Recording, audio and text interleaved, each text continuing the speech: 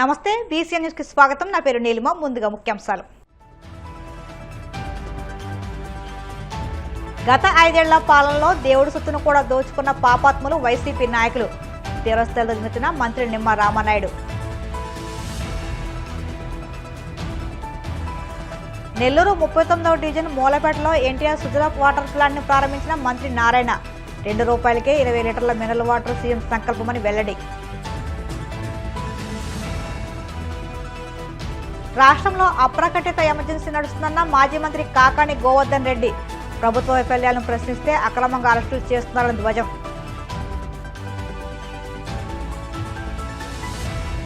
జయశంకర్ భూపాలపల్లి జిల్లా రద్దు కాదన్న తెలంగాణ సీఎం రేవంత్ రెడ్డి. జిల్లాను రద్దు చేస్తామని బీఆర్ఎస్ నేతలు తప్పుడు ప్రచారం చేస్తున్నారని వెల్లడి. ప్రజల ఆస్తులకు ప్రభుత్వం రక్షణ కల్పించిందని మంత్రి నిమ్మ రామనాయుడు అన్నారు. పశ్చిమ గోదావరి జిల్లా యలమంచిలి మండలం బూరుగుపల్లిలో 3.55 కోట్లతో చేపట్టే పలు అభివృద్ధి పనులకు ఆయన శంకుస్థాపన చేశారు. అనంతరం సిరగాలపల్లిలో రైతులకు పట్టాదారు పాస్ పుస్తకాలను అందజేశారు. ఈ సందర్భంగా మంత్రి మాట్లాడుతూ వైసీపీ పాలనలో రైతుల పట్టాదారు పాస్ పుస్తకాలపై జగన్ బొమ్మ ముద్రించి ఇచ్చారని, దస్తావేజులు కూడా వైసీపీ రంగులు జగన్ ఫోటోతో ఇచ్చారని, సరిహద్దు రాళ్లపై కూడా జగన్ బొమ్మ వేయడాన్ని గుర్తు చేశారు. ఆస్తులు తాత ముత్తాతల నుంచి వచ్చాయా లేక జగన్ ఉచితంగా ఇచ్చాడా అని రైతులు అయోమయంలో పడ్డారని మంత్రి అన్నారు. నేడు రాజకీయాలకు సంబంధం లేకుండా రాజముద్రతో పట్టదారు పాస్ పుస్తకం, దస్తావేజులు, సర్వేరాళ్లు కూడా ఎవరి బొమ్మలు లేకుండా అందిస్తుంటే రైతులు సంతోషంగా ఉన్నారని మంత్రి తెలిపారు. జగన్ ల్యాండ్ టైటిలింగ్ యాక్టు కూటమి ప్రభుత్వం రద్దు చేసి ప్రజల ఆస్తులకు రక్షణ కల్పించిందని తెలిపారు. గత 5 ఏళ్ల పాలనలో దేవుడి సొత్తును కూడా దోచుకున్న పాపాత్ములు వైసీపీ నాయకులు అని విమర్శించారు.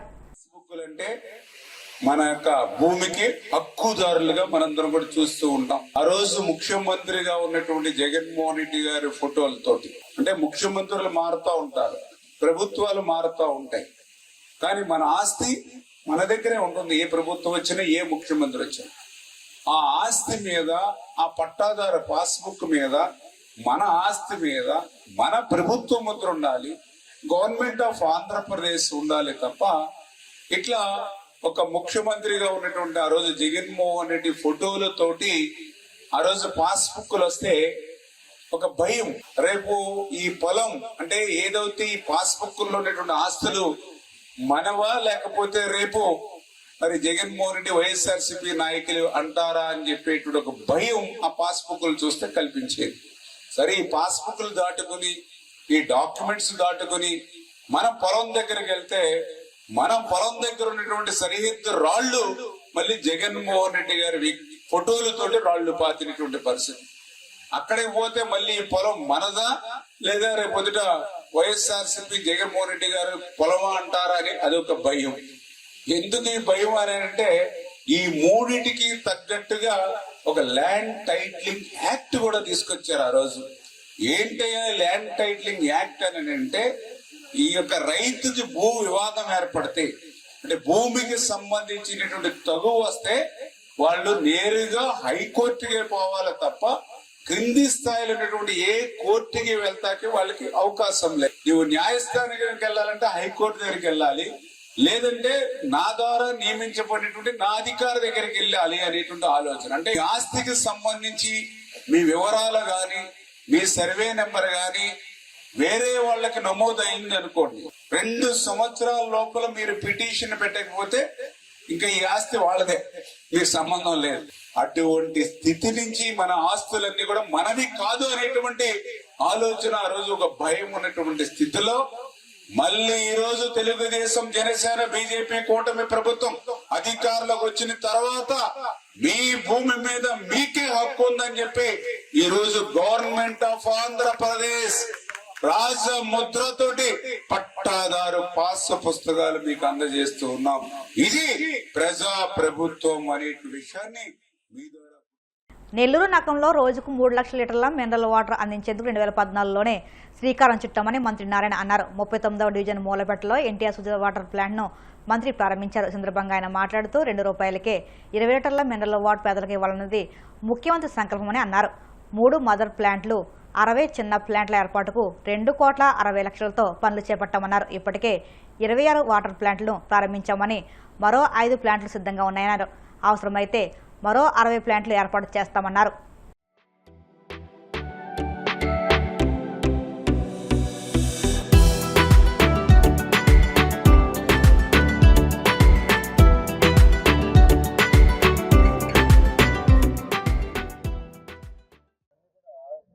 2014-19లో నేను మంత్రిగా ఉన్నప్పుడు 60 ప్లాంట్లు నెల్లూరు సిటీకి శాంక్షన్ చేశాం.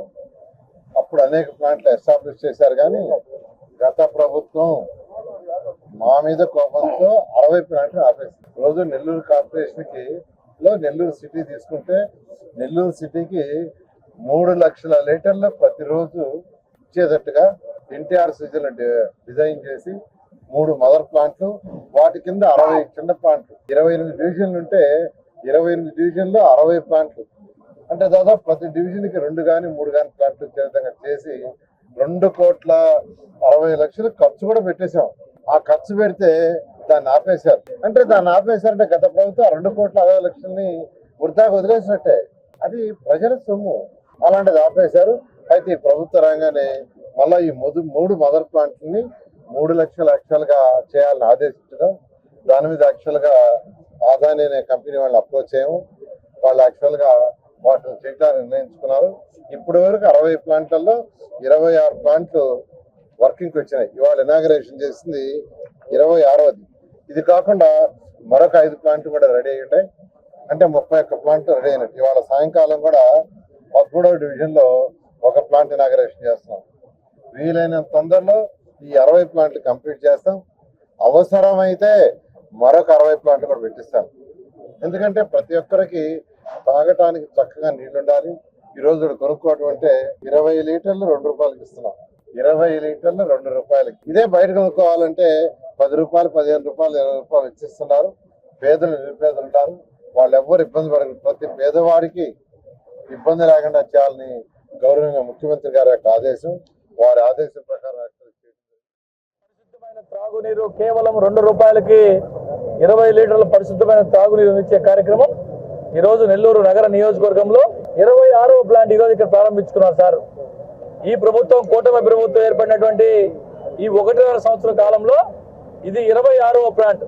నగర నియోజకవర్గం నలుమూలల మొత్తం ఎక్కడైతే అవసరం ఉందో, ఎక్కడ పేదవాడు నివసిస్తున్నాడో, పేదవాడికి కావాల్సినటువంటి పరిశుద్ధమైన త్రాగునీరు ప్రతి దగ్గర అందించాలనే ఒక ఆలోచనతో 60 వాటర్ ప్లాంట్లు నారాయణ సార్ గారు నెల్లూరు నగర నియోజకవర్గం ఏర్పాటు చేస్తున్నారు. అందులో భాగంగా ఈరోజు 26వది ఏదైతే నేను ప్రాతినిధ్యం వహిస్తున్నానో ఈ ప్రాంతంలో మూలాపేట ప్రాంతంలో ఈరోజు ఈ వాటర్ ప్లాంట్ ఎన్టీఆర్ సీజన్లో ప్రారంభించుకోవడం చాలా సంతోషంగా ఉంది. కూటమి ప్రభుత్వ పాలనలో రాష్ట్రంలో బ్రిటిష్ పాలనను మించిన నియంతృత్వ పోకడలు కనిపిస్తున్నాయని మాజీ మంత్రి కాకాని గోవర్ధన్ రెడ్డి మండిపడ్డారు.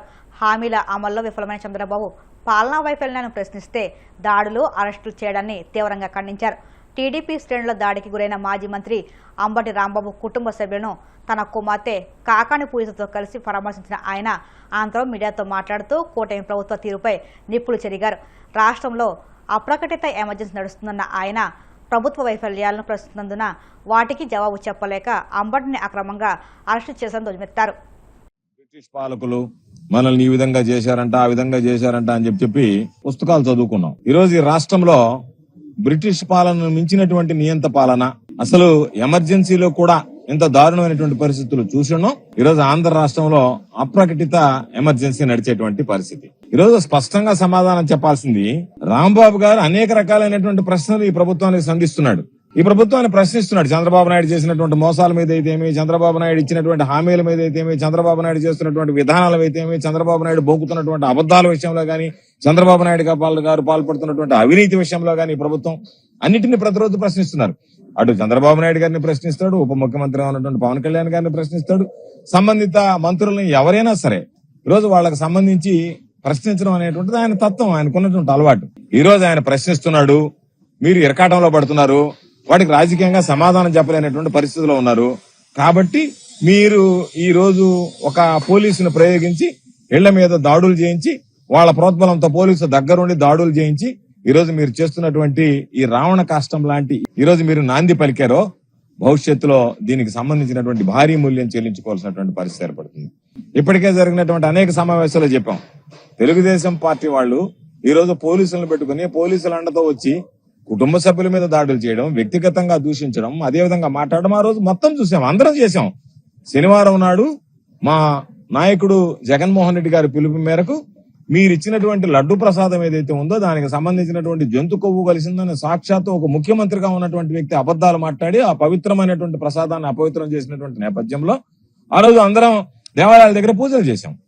పూజలు చేసి వస్తే మీరు తట్టుకోలేక భరించుకోలేక ఈరోజు రాంబాబు గారి మీద ఎన్ని రకాలైనటువంటి దాడులు చేశారు. చివరికి పోలీసులను పెట్టారు, నిలువరించారు, రకరకాలైనటువంటి కేసులు బనాయించారు. అన్నిటిని ఎదుర్కొన్నాడు, అన్నిటికీ సమాధానం చెప్పాడు. ఎక్కడా కూడా మీరు కేసులు పెడుతున్నారు కదా అని చెప్పి ఎక్కడా కూడా పారిపోవడం చేయలేదు.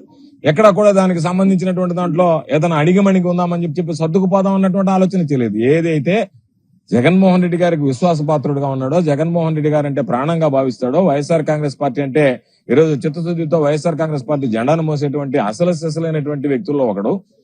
అటువంటి వ్యక్తి ఈ రోజు మిమ్మల్ని ప్రశ్నిస్తే మీరు దాన్ని జీర్ణించుకోలేక, సమాధానం చెప్పలేక, పోలీసు కేసులతో మీరు సమాధానం చెప్తే ఇంతకన్నా దౌర్భాగ్యం, దురదృష్టకరమైనటువంటి సంఘటనలు బహుశా ఆంధ్ర రాష్ట్ర చరిత్రలో ఎన్నడూ ఉండవు. కాబట్టి ఈ రోజు చంద్రబాబు నాయుడు అనుకుంటున్నాడు నేను సమాధానం చెప్పలేనటువంటి పరిస్థితులు. 19 నెలల కూటమి పాలన ఒకసారి చూస్తే అధ్వానమైనటువంటి పరిస్థితికి చేరుకుంది. కాబట్టి ఇటువంటి పరిస్థితుల్లో చంద్రబాబు నాయుడు సమాధానం చెప్పలేక ప్రజలకి, ఎవరైతే ప్రజలకు సంబంధించి అండగా వాళ్ళకు ఉన్నటువంటి వాటిని ఈరోజు చెప్పాం, అధికార పక్షంలో ఉన్నా ప్రతిపక్షంలో ఉన్నా వైఎస్ఆర్ కాంగ్రెస్ పార్టీకి సంబంధించినటువంటి మేమందరం అంబటి రాంబాబు గారితో సహా ప్రజల పక్షమే, ప్రజల పక్క నిలిచేటువంటి వాళ్ళమే. కాబట్టి అటువంటి వ్యక్తిని జగన్మోహన్ రెడ్డి గారు చెప్పినట్టుగా పులి అని చెప్పాడు. గుర్తుపెట్టుకోండి అన్నమాట. గర్జించే సింహం కన్నా గాయపడ్డ సింహం మరీ ప్రమాదం, గుర్తుంచుకోండి. నేను చెప్తున్నా, చంద్రబాబు నాయుడు గారికి చెప్తున్నా, పవన్ కళ్యాణ్ గారికి చెప్తున్నా, లోకేష్ గారికి చెప్తున్నా, తెలుగుదేశం పార్టీ నాయకులకు చెప్తున్నా, తెలుగుదేశం పార్టీ కార్యకర్తలకు చెప్తున్నా. కాబట్టి నిన్నటిదాకా మీరు గర్జించినటువంటి సింహాన్ని చూశారు, రేపు గాయపడ్డటువంటి సింహం వచ్చిన తర్వాత మీరు తట్టుకోలేరు అనేటువంటి విషయాన్ని గుర్తుంచుకోండి. అంబటి రాంబాబు గారు విషయం. వైసీపీ అధినేత మాజీ ముఖ్యమంత్రి జగన్ కోలీవుడ్ స్టార్ హీరోలు సూర్య, కార్తీ చెన్నైలో ఓ పెళ్లి వేడుక సందడి చేశారు. ఓ ప్రైవేట్ వివాహ వేడుకకు జగన్ విచ్చేయగా ఆయన వద్దకు వచ్చిన సూర్య, కార్తీ సోదరులు ఆత్మీయంగా ఆలింగనం చేసుకున్నారు. జగన్ను మర్యాదపూర్వకంగా పలకరించారు. ఈ కలయికకు సంబంధించిన ఫోటోలు, వీడియోలు ప్రస్తుతం సోషల్ మీడియాలో వైరల్గా మారాయి. రాజకీయ, సినీ రంగాలకు చెందిన ప్రముఖులు ఇలా ఒకే ఫ్రేమ్లో కనిపించడంతో ఈ దృశ్యాలు నెట్టింట అందరి దృష్టిని ఆకర్షిస్తున్నాయి.